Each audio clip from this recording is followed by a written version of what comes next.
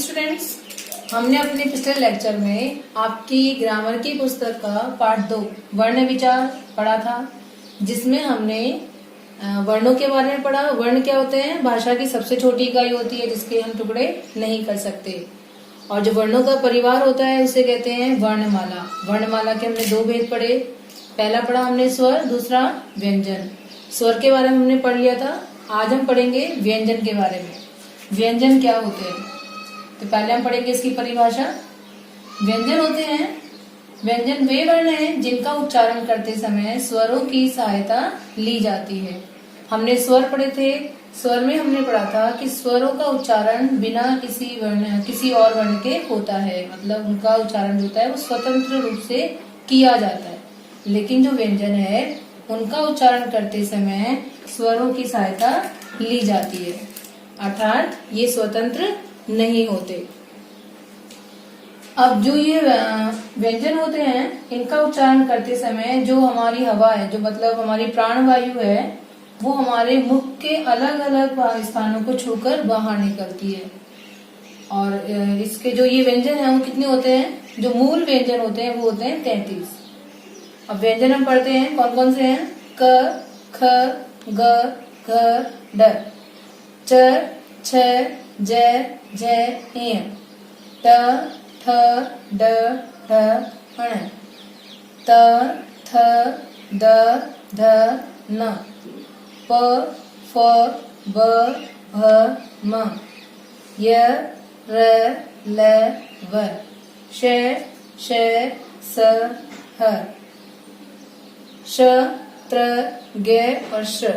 अब जो ये वर्ण है, व्यंजन है, इनका जो पहला वर्ण है उसके आधार पर इनके वर्गों को वर्ग बनाए गए हैं। जैसे ये वाला है तो इसका जो पहला वर्ण क्या है? क। तो क के आधार पर इसका जो वर्ग है बनाया गया है क वर्ग। तो क वर्ग के अंतर्गत कितने आते हैं?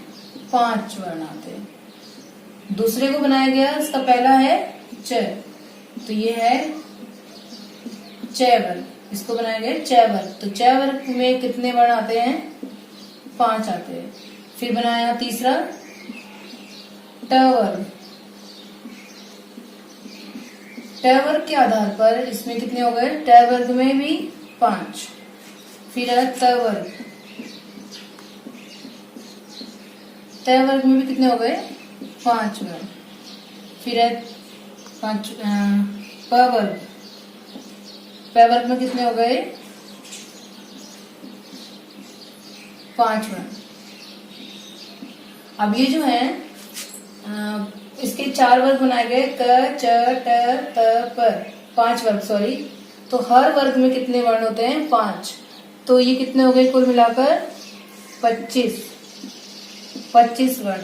अब ये जो 25 वर्ण है इनका उच्चारण करते समय जो हमारी जिह्वा है या हमारे प्राण वायु है वो मुख के किसी भाग को स्पर्श करती है, तो इनको हम कहते हैं स्पर्श व्यंजन। तो स्पर्श व्यंजन कितने हो गए? 25। अब ये जो है य, र, ल, व, इनको बोलते हैं अंतस्थ व्यंजन।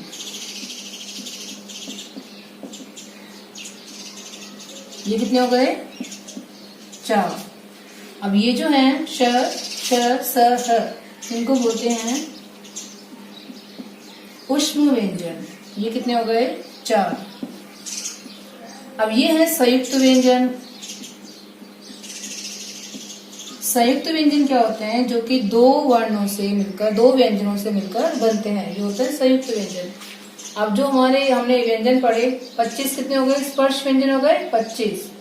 4 हो गए अंतस्थ और 4 हो गए ऊष्म। तो कुल मिलाकर कितने हो गए?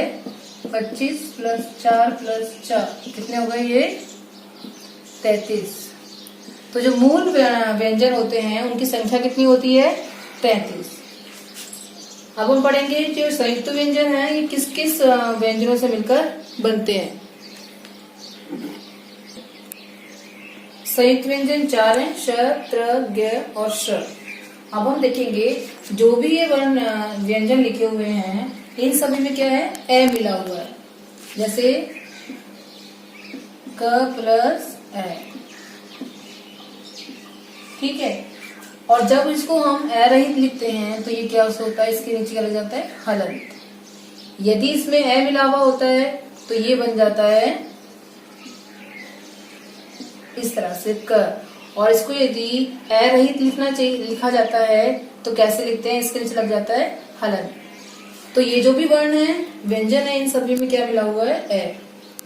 और इसके बाद हम लिखेंगे, इसमें जो हमने पांचवा इसमें पढ़ा हमने ड और ढ, इसमें दो और होते हैं, ड और ढ।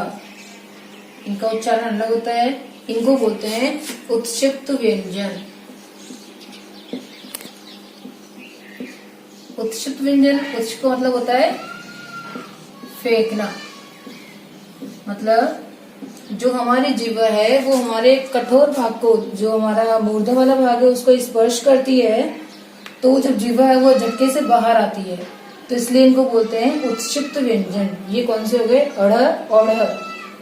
अब हम पढ़ेंगे इनका जो स्पर्श स्थान है, स्पर्श के आधार पर व्यंजन का वर्गीकरण। जो व्यंजन है उनका वर्गीकरण किया गया है कितने आधार पर, 3 भेद है। व्यंजन के 3 भेद हैं। पहला है स्पर्श व्यंजन, व्यंजन के 3 भेद हैं। पहला है स्पर्श व्यंजन, दूसरा है अंतस्थ व्यंजन, और तीसरा है ऊष्म व्यंजन। अब हमने ये पढ़ लिए कि 5 वर्ण जो हैं ये हो गए स्पर्श व्यंजन, जिसमें कुल मिलाकर कितने होते हैं, 25 वर्ण होते हैं।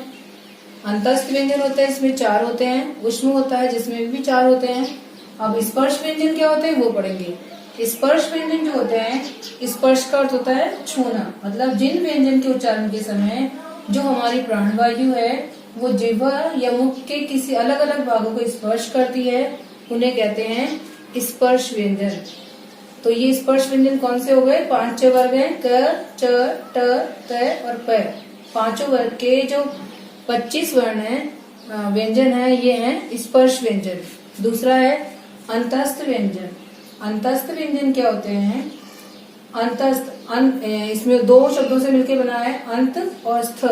अंत का अर्थ होता है बीच में, और स्थ मतलब स्थित। मतलब इन व्यंजनों का उच्चारण स्वर या व्यंजन के मध्य का सा होता है।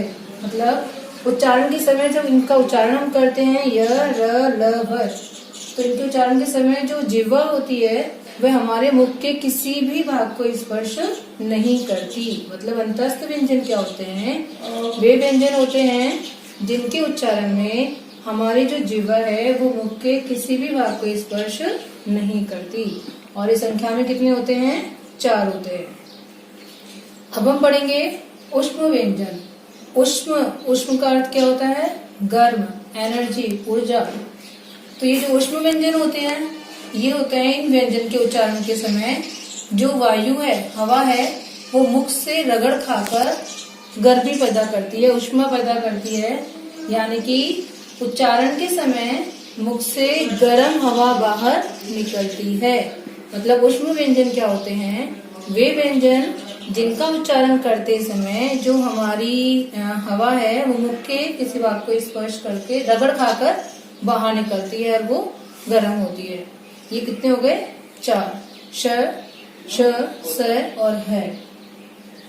तो हमने पढ़ा स्पर्श व्यंजन कितने हो गए, 25। अंतस्थ कितने हो गए, 4। अंतस्थ क्या होते हैं, मतलब जिनके उच्चारण में जो हवा है वो जिह्वा है वो मुख के किसी भी भाग को स्पर्श नहीं करती।